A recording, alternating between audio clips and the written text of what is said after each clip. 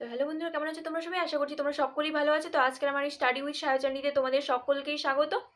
তো আজকে তোমাদের জন্য আমি হিস্ট্রি 8 নম্বরে বড় কোশ্চেন রেডি করে এনেছি, যেগুলো পড়ে গেলে তোমাদের পরীক্ষাতে আর কোনো টেনশনে পড়তে হবে না, অন্তত কমন নিয়ে।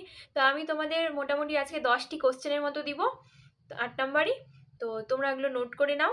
তো প্রথমে আমি তোমাদের শুরু করছি 1 নম্বর কোশ্চেন।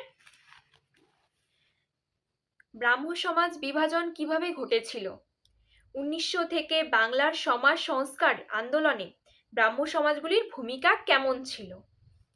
তারপরে তোমাদের 2 নাম্বার কোশ্চেন, তিতুমিরের নেতৃত্বে বাংলার ওয়াবি আন্দোলন সম্পর্কে আলোচনা করো।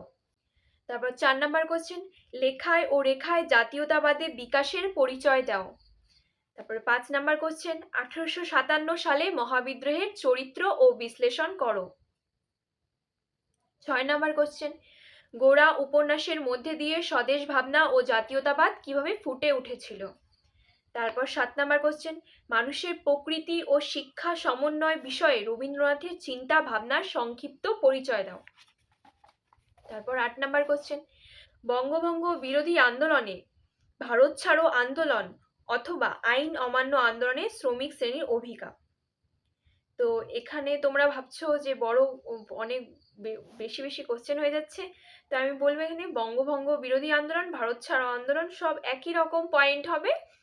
তোমাদের মনে করো এখানে নেতৃত্ব আর অবস্থানগুলো একটু আলাদা হবে, আর বাকি সবগুলো একই রকম হবে। তো তোমরা নেতৃত্ব আর অবস্থানটা শুধু আলাদা করে লেখো, তাহলেই হয়ে যাবে এগুলো। তারপর তোমাদের 9 নম্বর কোশ্চেন, সহস্র আন্দোলনের ছাত্র বা নারীদের ভূমিকা। তারপরে তোমাদের 10 নম্বর কোশ্চেন, অহিংস্র আইন অমান্য আন্দোলন বা আইন অমান্য আন্দোলন বা বঙ্গভঙ্গ বিরোধী আন্দোলনে নারীদের ভূমিকা আলোচনা করো। আমি আবার তোমাদের প্রথম থেকে বলছি যেন তোমরা আরো ভালো করে বুঝতে পারো। প্রথমে 1 নাম্বার, ব্রাহ্ম সমাজে বিভাজন কিভাবে ঘটেছিল? 1900 থেকে বাংলার সমাজ সংস্কার আন্দোলনে ব্রাহ্ম সমাজগুলির ভূমিকা কেমন ছিল? তারপরে 2 নাম্বার কোশ্চেন, তিতুমিরের নেতৃত্বে বাংলার ওয়াবি আন্দোলন সম্পর্কে আলোচনা করো। তারপর 3 নাম্বার কোশ্চেন, কোল, সাঁওতাল ও নীল বিদ্রোহ সম্পর্কে আলোচনা করো।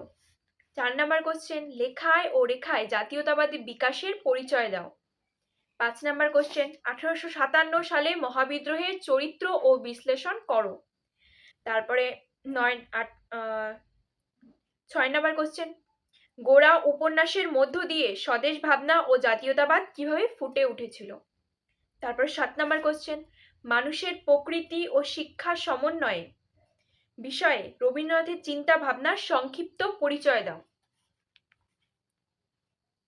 তারপর 8 নাম্বার কোশ্চেন, বঙ্গভঙ্গ বিরোধী আন্দোলন, ভারত ছাড়ো আন্দোলন অথবা আইন অমান্য আন্দোলনে শ্রমিক শ্রেণীর ভূমিকা। তারপর 9 নাম্বার কোশ্চেন, সহস্র আন্দোলনের ছাত্র বা নারীদের ভূমিকা। 10 নাম্বার, অহিংস্র আইন অমান্য আন্দোলন বা আইন অমান্য আন্দোলন বা বঙ্গভঙ্গ বিরোধী আন্দোলনে নারীদের ভূমিকা আলোচনা করো। এই যে 10টি কোশ্চেন তোমাদের আমি বললাম, তো এগুলো যারা তোমরা সারা বছর ইতিহাসে কিছু পড়া হয়নি তারা অন্তত এগুলো ফলো করে যেও, তাহলে অবশ্যই পরীক্ষাতে গিয়ে কমন পড়বে তোমাদের, আর লিখতেও পারবে তোমরা খুব ভালো করে।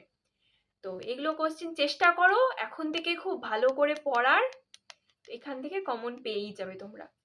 আর তোমরা যদি চাও যে আমি আরো ইতিহাসের কমন আনি 8 নাম্বারই, তো তোমরা বলবে, আমাকে কমেন্টে লিখে বলবে, আমি আরো তোমাদের জন্য 8 নাম্বারই কমন আনবো। কিন্তু আমি যেগুলো বলবো যে এই কমনগুলো পড়লে তোমাদের হয়ে যাবে আর কি। তো তোমরা চেষ্টা করো এখন থেকেই এসব পড়ার, শুরু করে দাও এখনই, তোমাদের জন্য অল দ্য বেস্ট। তো আজকে এতটুকু পর্যন্ত এই ভিডিওটা রইলো।